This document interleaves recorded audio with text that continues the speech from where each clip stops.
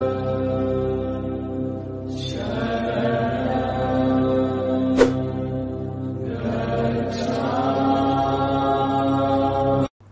तक वन में घूम घूम बाधा विघ्नों को चूम चूम सह घूम घाम पानी पत्थर पांडव आए कुछ और निखर सौभाग्य न सब दिन सोता है देखें आगे क्या होता है।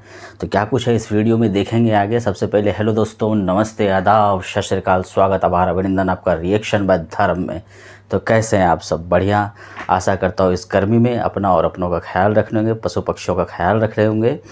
तो चलिए सबसे पहले आज के इस वीडियो का टाइटल जान लेते हैं। तो इस वीडियो का टाइटल है छठे चरण में हालत ख़राब, महामानव का मंच से मुजरा, एनालिसिस बाय प्रज्ञा, और इस चैनल का नाम है प्रज्ञा का पन्ना। तो इसका मैं ओरिजिनल लिंक वीडियो के डिस्क्रिप्शन में मेंशन कर दूंगा, वहां से आप इसे देख सकते हैं एक बड़े स्क्रीन पर। तो उससे पहले अगर आप इस चैनल पर नए हैं तो प्लीज़ इस चैनल को सब्सक्राइब करना ना भूलिएगा और बेल आइकन को तो ज़रूर प्रेस कर लीजिए ताकि आपको मिल सके अपडेट सबसे पहले। तो चलिए फिर ठीक है, आज का वीडियो प्रारंभ करते हैं। Okay, let's play. नमस्कार। छठे चरण का चुनाव खत्म हो गया, अब सिर्फ एक चरण का चुनाव बाकी है। 1 तारीख के एग्जिट पोल में पता चल जाएगा कि देश में किसकी सरकार बनेगी। 543 सीटों में से 486 सीटों पर अब वोटिंग हो चुकी है। 28 राज्यों में से 20 राज्यों में चुनाव खत्म हो चुके हैं। अब देश में कुल 57 सीटों पर ही वोटिंग बाकी बची है। तो भाइयों बहनों, अब सवाल ये है कि भाई छठे चरण में क्या हुआ, छठा चरण कौन जीता। तो चलिए शुरू से शुरू करते हैं। छठे चरण में जब सुपड़ा साफ होने लगा तो इन भाई साहब को सबसे ज्यादा तकलीफ हुई और मुजरा कराने लगे।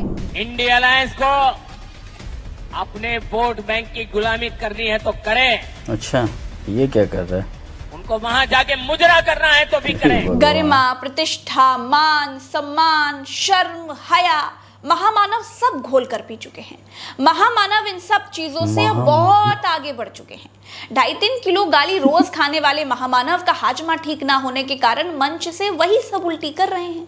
लेकिन कांग्रेस को अभी भी लगता है कि प्रधानमंत्री जैसी पोस्ट पर बैठे आदमी को मुजरा जैसे शब्दों से बचना चाहिए। आज प्रधानमंत्री ने फिर से उनकी जुबान फिसली, या क्या कहें अब समझ में नहीं आ रहा, क्योंकि इनकी शायद आदत नहीं है धूप में जाकर प्रचार करने की। राहुल गांधी की तो आदत है 4000 किलोमीटर वो पैदल चले।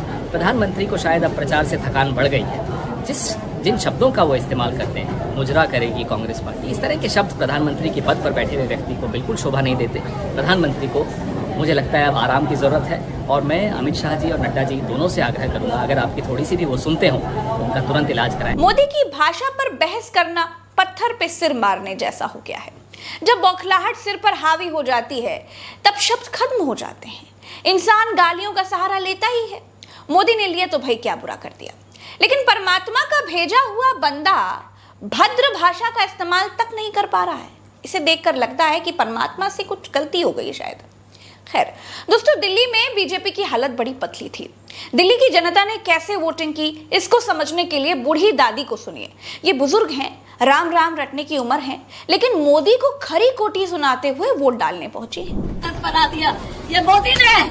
मोदी तू पहले अपने घर देख ले, अपनी बीवी बच्चा को देख ले। अरे मोदी अपने परिवार को देख ले। मोदी ऐसा मत कर, बच्चों को नौकरी खोल दे। राहुल घूम रहा है, कॉन्ट्रैक्ट लगा रखा है, नौकरी नहीं है, बच्चों के लिए नौकरी नहीं है। इधर हार से बौखलाए मोदी मुजरा कराते रहे, उधर मोदी के झूठे भाषणों से परेशान दादी ने ईवीएम का ऐसा बटन दबाया कि पूरी बीजेपी को नाच नचा दिया। मोदी के नाम पर जब दिल्ली वालों ने वोट देने से मना कर दिया तो राम के नाम पर भी वोट देने की भीख मांगी गई। दीवारों पर भगवान राम के पोस्टर्स लगाए गए। पोलिंग बूथ के भीतर तक बीजेपी के रंगीन पोस्टर्स पहुंचा दिए, लेकिन कमल को कीचड़ में धंसने से रोका नहीं जा सका। मतलब होगा, कांग्रेस आएगी। मोदी को नहीं दिया वोट हमने। मोदी जी का तो जुमला है, मोदी जी को पता नहीं क्या कहेंगे, कभी भैंस पे चढ़ गए, कभी कहीं पे हो गए, कभी कहीं पे चढ़ गए। मोदी जी की बातें सब जुमलाबाद में कहते हैं, जुमला था। तो मनोज तिवारी जी 10 साल में एक बार भी यहाँ नहीं आए। क्या जनता क्या कर रही है, क्या नहीं कर रही? उत्तर पूर्वी दिल्ली में क्या होगा इस बार कांग्रेस आएगी। तब पर तो जो 10 साल के सांसद है, यहाँ तक अभी किसी ने उनको जाना भी नहीं, देखा भी नहीं है। ये परिवर्तन चाहिए, 10 साल में परिवर्तन हो जाता है, परिवर्तन का टाइम है, परिवर्तन चाहिए। कांग्रेस को हमने वोट दिया। क्या कहना चाहेंगे, क्या सोच के वोट किया है? बदलाव करने के हिसाब से करा है। कांग्रेस को लाना चाहते हैं। यहाँ पर जो है मनोज तिवारी ने कोई काम नहीं किया। लाइन लगा के वोट दे रहे हैं, ये काम किसको आएगा? जब हमें नहीं आएगा तो हमें क्या फायदा लाइन लगा करके? ये बताओ पहले। जब हमें काम नहीं मिल रहा आगे से, हम किराए पे रह रहे हैं, हमारा किराया सस्ता नहीं है, हमारे बच्चों के पढ़ने में परेशानी हो रहा है, क्या फायदा ऐसे सरकार रखते? सिर्फ कन्हैया कुमार को वोट दूंगा मैं। तिवारी जी ने काम ही नहीं करा तो वोट क्यों दे दिया? वादे करके पीछे हटने का फायदा क्या? वादे करते चले आ रहे हैं लोग, तो फायदा क्या उसका? तिवारी जी ने क्या किया है यहाँ पर? बेचारों ने आज तक आके देखा नहीं। नल नगरी में क्या हो रहा है, सड़कें कैसी हो रही, कोई भी नहीं आके देखा। हम बीजेपी को लाएंगे, मोदी जी को जिताएंगे। देश के विकास में तो चाहिए हमें। देश सुरक्षित है तो हम सुरक्षित हैं। जब देश ही सुरक्षित नहीं है तो ऐसे लोगों को हम करेंगे क्या?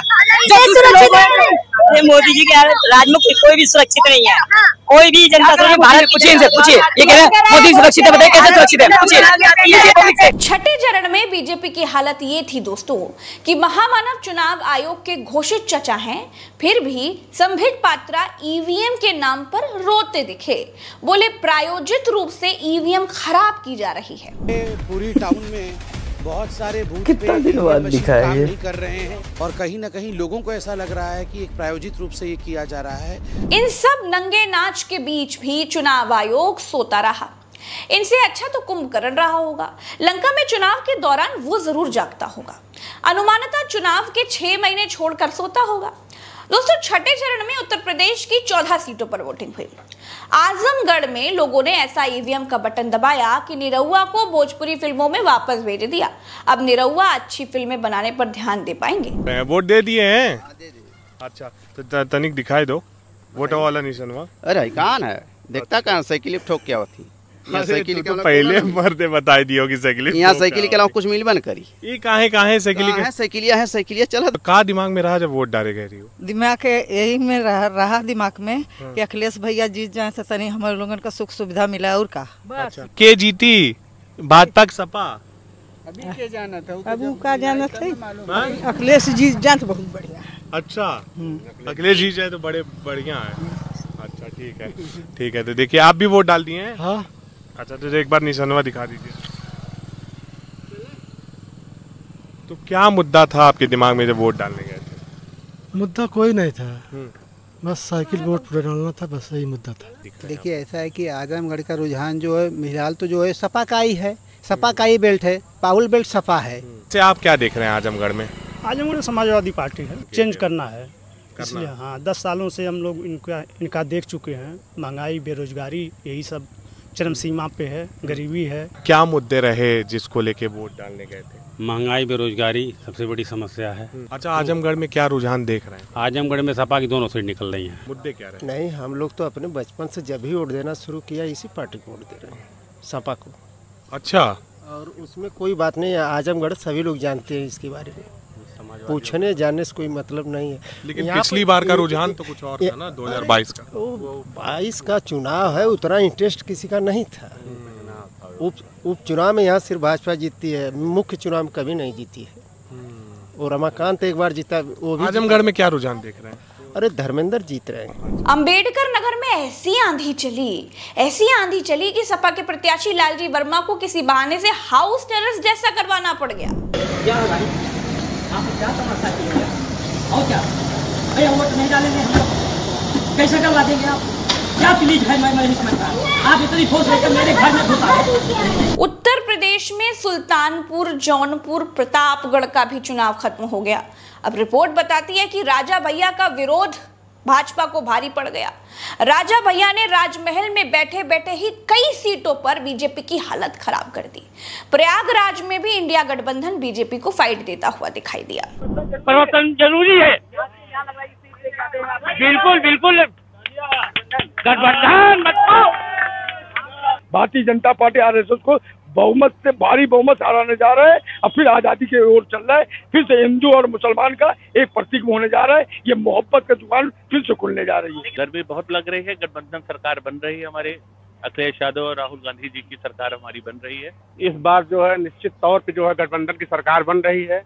इस सरकार से आम जनता, आम मानस जो है नाखुश है, एकदम तरस रही है। माहौल क्या यहाँ जो है परिवर्तन है। उधर अखिलेश यादव बीजेपी को 140 सीटों पर समेटने का दावा करते नजर आए।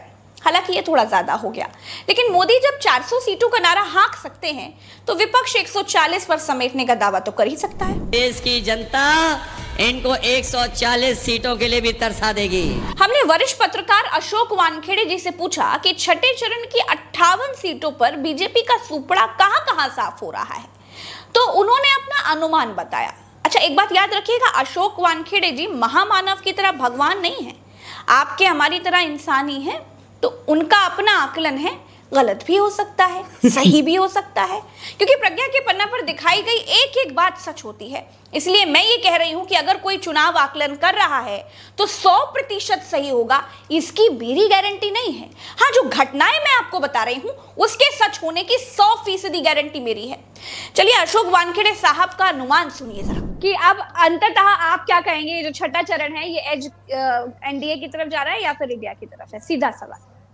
इंडिया की तरफ जा रहा भाई, टोटली एज इंडिया की तरफ है। इंडिया की तरफ। सबसे बड़ा कारण क्या है?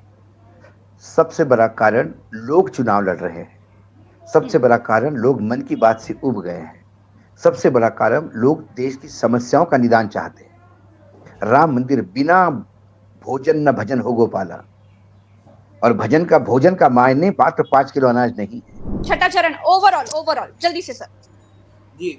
तो ओवरऑल हम ये देखें, जैसे हमने आंकड़ा जो रखा उसमें छोटे छोटे जो प्रदेश हैं जहां 1 सीट और 2 सीटें हैं, उन सबको जोड़ के देखते हैं तो 13 सीटें इंडिया गठबंधन के हक में और 9 सीटें बीजेपी के हक में जाती हैं। इसके अलावा कुछ बड़े राज्य रह जाते हैं, जैसे असम था, असम में 14 सीटें हैं, उसमें से 5 सीटें इंडिया गठबंधन को और 7 सीटें एनडीए को मिलती दिख रही हैं। जम्मू कश्मीर में 6 सीटें इंडिया गठबंधन के पास आएंगी, एक भी बीजेपी को नहीं मिलेगी।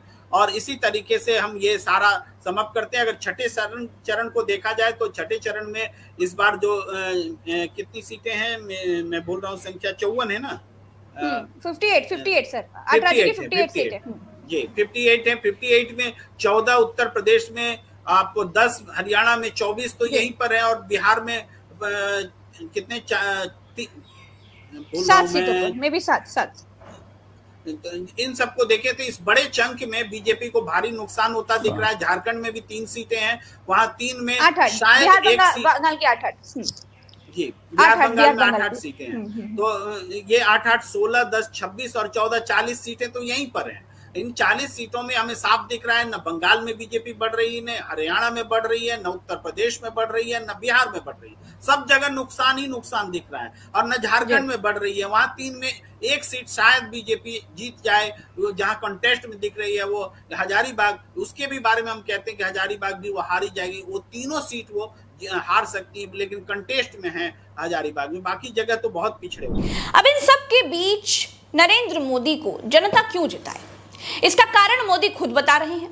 अगर आपको अपने घर की टोटी चोरी होने से बचानी है तो मोदी को वोट दीजिए, क्योंकि अब ये कुछ और बचा नहीं सकते ना। अगर आपने मोदी को वोट नहीं दिया तो सपा वाले, कांग्रेस वाले आपके घर की पानी की टोटी खोल ले जाएंगे। अब राहुल गांधी टोटियों का क्या करेंगे, नरेंद्र मोदी जी के टेलीप्रॉम्प्टर में अभी तक ये नहीं लिखा गया, इसलिए नहीं बता पाए। जितना लिखा गया था वो तो उन्होंने पढ़ के बता दिया, आगे पढ़ेंगे तो शायद जरूर बताएंगे। मोदी घर घर पानी पहुंचा रहा है, सपा कांग्रेस वाले आपके घर की पानी की टोंटी भी खोल के ले जाएंगे। अभी 7वें चरण के चुनाव में 5 दिन बाकी हैं, लेकिन जिस स्पीड से नरेंद्र मोदी भाषा में छपरियों को मात दे रहे हैं, उससे लगता है कि अभी स्तर और नीचे आएगा। जिस तरह से 6 चरणों में वोटिंग हुई है उसके संकेत अच्छे नहीं दिख रहे हैं। चलिए दोस्तों, इस वीडियो में इतना ही, चलते हैं। राम राम, दुआ सलाम, जय हिंद। चैनल को सब्सक्राइब जरूर कीजिएगा, वीडियो को शेयर जरूर कीजिएगा। हम बड़ी मेहनत से एक रिपोर्ट करके लेकर आते हैं, हमारा साथ दीजिएगा, मनोबल बढ़ाइएगा। नमस्कार। अटल बिहारी वाजपेयी जी ने संसद भवन में कभी कहा था, सरकारें आएंगी जाएंगी, पार्टियां बनेंगी बिगड़ेंगे, लेकिन देश बना रहना चाहिए, देश का सरमौर ऊंचा रहना चाहिए। और देश का सरमौर बनता है आपसे, हमसे, आम जनता से। आम जनता आज परेशान है इस बढ़ती बेरोजगारी से, बढ़ती महंगाई से।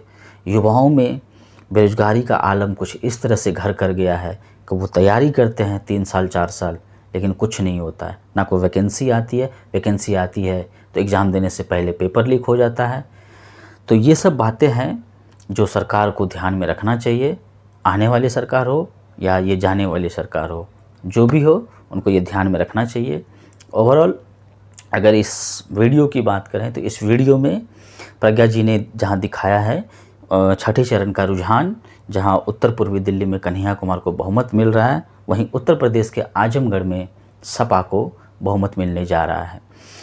तो क्या कुछ होता है वो 1 जून से रुझान आना शुरू हो जाएगा, दिख जाएगा 4 जून को कि कौन जीत रही है।